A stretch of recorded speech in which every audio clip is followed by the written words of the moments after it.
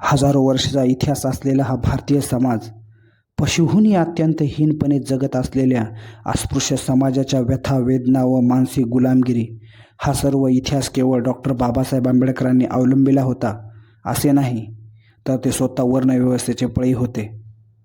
अस्पृश्यातील हा अन्याय दूर होऊन त्यांना सन्मानाचे जेणे कसे प्राप्त होईल हा एकमेव त्यांचा चिंतनाचा विषय होता.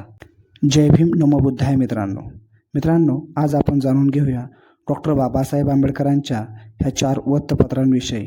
चला तर मित्रांनो, सुरू करूया व्हिडिओला. परंतु त्या अगोदर व्हिडिओ लाईक करा, शेअर करा आणि मूक नायक या चॅनलवर जर आपण नवीन असाल तर ह्या चॅनलला सबस्क्राईब जरूर करा. अस्पृश्याच्या व्यथा वेदना प्रकट करण्यासाठी, त्यांच्यावर होणाऱ्या अन्यायाला वाचा फोडण्यासाठी वृत्तपत्राशिवाय प्रभावी साधन दुसरे नाही हे त्यांना दिसून आले. तेव्हा डॉक्टर बाबासाहेब आंबेडकर वृत्तपत्राच्या माध्यमाकडे वळाले आणि त्यांनी मूकनायक, बहिष्कृत भारत, जनता, प्रबुद्ध भारत ही 4 वृत्तपत्रे म्हणजे त्यांची समाज परिवर्तनाच्या लढ्यातील 4 शस्त्र होती. मूकनायक. छत्रपती शाहू महाराजांकडून आर्थिक सहाय्य घेऊन बाबासाहेबांनी मूकनायक हे वृत्तपत्र पाक्षिक सुरू केले. मूकनायकाचा पहिला अंक 31 जानेवारी 1920 रोजी बाहेर पडला. मूकनायकाद्वारे बाबासाहेबांनी शतकानुशतकापासून जुलूम, अत्याचार, मूकपणे सोसणाऱ्या अस्पृश्य समाजाची वेदना व मनात गदगदणारा विद्रोह लोकांसमोर प्रकट केला. अस्पृश्यांची कैफियत जगासमोर मांडण्याचे काम मूकनायकाने काही काळ व्यवस्थितपणे पार पाडले. विचार मंथनाला गती आली, परंतु एवढ्यातच मूकनायकाचा आवाज बंद पडला. कारण आपला अपुरा राहिलेला अभ्यास पूर्ण करण्यासाठी बाबासाहेबांना इंग्लंडला जावे लागले. आपल्या गैरहजेरीत ही मूकनायक सुरू राहावे अशी त्यांची इच्छा होती, परंतु पैशाची चणचण व व्यवस्थापकीय गोंधळामुळे 1923 साली मूकनायक बंद पडले. परंतु बॅरिस्टरची पदवी प्राप्त करून बाबासाहेब स्वदेशी परत आले. उदरनिर्वाहाचे साधन म्हणून काहीतरी करणे भाग होते. वकिली हा त्यांचा व्यवसाय होता, परंतु अस्पृश्योद्धार हा डॉक्टर बाबासाहेब आंबेडकरांचा ध्यास होता. म्हणून मूकनायक बंद पडल्यामुळे बाबासाहेबांना हातातील शस्त्र गळून गेल्यासारखे झाले. दुसरे वृत्तपत्र काढण्याचे विचार त्यांच्या मनात घोळू लागले. तेव्हा डॉक्टर बाबासाहेब आंबेडकर यांनी 3 एप्रिल 1927 रोजी बहिष्कृत भारत हे नवे वृत्तपत्र सुरू केले. बहिष्कृत भारतातून डॉक्टर बाबासाहेब आंबेडकर यांनी महाडच्या 14 तळ्याच्या सत्याग्रहावरील व मनुस्मृती दहनावरील विरोधकांचे हल्ले आपल्या प्रखर शब्दांनी परतून लावले. डॉक्टर बाबासाहेब आंबेडकर म्हणतात, भूमी, वायू, पाणी ह्या सर्व निसर्गनिर्मित गोष्टी, प्रत्येकाचा त्याच्यावर अधिकार ठरतो. पण साध्या पाण्यासाठी अस्पृश्यांना सवर्णाच्या दयेवर अवलंबून राहावे लागते.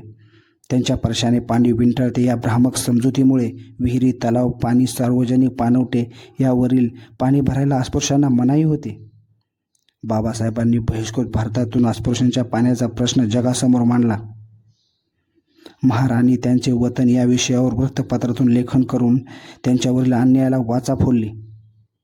बहिष्कृत भारतातील सगळे लेख डॉक्टर बाबासाहेब आंबेडकर स्वतः लिहित असे. त्यांच्या लेखणीतील विचार मनाचा ठाव घेणारे होते, त्यामुळे वाचकांची संख्या बरीच वाढली होती. बहिष्कृत भारतातील लेखामुळे समाजमन ढवळून निघाले. वाचकांची संख्या वाढली. आर्थिक विवेचनाही जाणवू लागली. वृत्तपत्र चालवायचे म्हणजे भांडवल हवे, त्यामुळे पुढे अंक अनियमित निघू लागले. बरेचदा कामाच्या व्यस्तपणामुळे बाबासाहेबांना संपादकीय लिहायला देखील वेळ मिळत नसे. त्यामुळे बहिष्कृत भारत 15 नोव्हेंबर 1929 रोजी बंद पडले.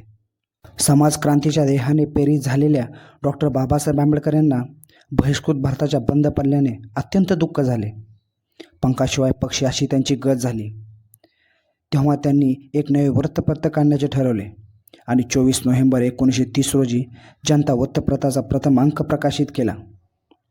जनताच्या संपादकाची जबाबदारी डॉक्टर बाबासाहेब आंबेडकर यांनी देवराव नाईक यांच्यावरती सोपवली. देवराव नाईक हे अस्पृश्याच्या चळवळीतील एक सक्रिय कार्यकर्ता होते. बाबासाहेबांसमोर राजकीय व सामाजिक कामाचा प्रचंड व्याप वाढला होता. तसेच त्यांना ग्रंथासाठीही वेळ देणे आवश्यक होते. त्यामुळे जनताच्या संपादकाची धुरा स्वतःच्या खांद्यावर न घेता देवराव नाईकांच्या हवाली केली. जनतेतूनही त्यांनी अस्पृश्याचे प्रश्न लोकांसमोर मांडून त्यांच्या उत्थानाचा लढा सुरूच ठेवला. विशेष म्हणजे बाबासाहेबांनी विलायतेहून पाठवलेली पत्रे या वृत्तपत्रातून प्रकाशित करायला सुरुवात केली. त्यानंतर 4 फेब्रुवारी 1956 रोजी जनता वृत्तपत्राचे रूपांतर प्रबुद्ध भारत या वृत्तपत्रात करण्यात आले. प्रबुद्ध भारत हा अंक बराच काळ सुरू होता. बाबासाहेबांच्या मृत्यूनंतरही प्रबुद्ध भारत सुरूच होते. त्यानंतर 1961मध्ये प्रबुद्ध भारत हे वृत्तपत्र बंद पडले. परंतु त्यानंतर 11 एप्रिल रोजी महात्मा फुले जयंतीचे औचित्य साधित डॉक्टर बाबासाहेब आंबेडकरांचे नातू प्रकाश आंबेडकर यांनी प्रबुद्ध भारत हे पाक्षिक नव्या स्वरूपात पुन्हा प्रकाशित करण्याचे जाहीर केले आणि 10 मे 2017 रोजी या पाक्षिकाचा पहिला अंक प्रकाशित झाला. आजही प्रबुद्ध भारत हे वृत्तपत्र जोमाने आकाश भरारी घेत आहे. मूकनायक, बहिष्कृत भारत जनता व प्रबुद्ध भारत ह्या 4 वृत्तपत्रातून डॉक्टर बाबासाहेब आंबेडकरांनी जे विचार व्यक्त केले, ज्या विचारांचा पुरस्कार केला, त्यातून त्यांना फक्त भारतीय समाज परिवर्तनाचा ध्यास होता हे दिसून येते. व्यक्तिगत मानपान व प्रतिष्ठा लाभावी म्हणून त्यांनी वृत्तपत्राचा प्रपंच कधीच केला नाही.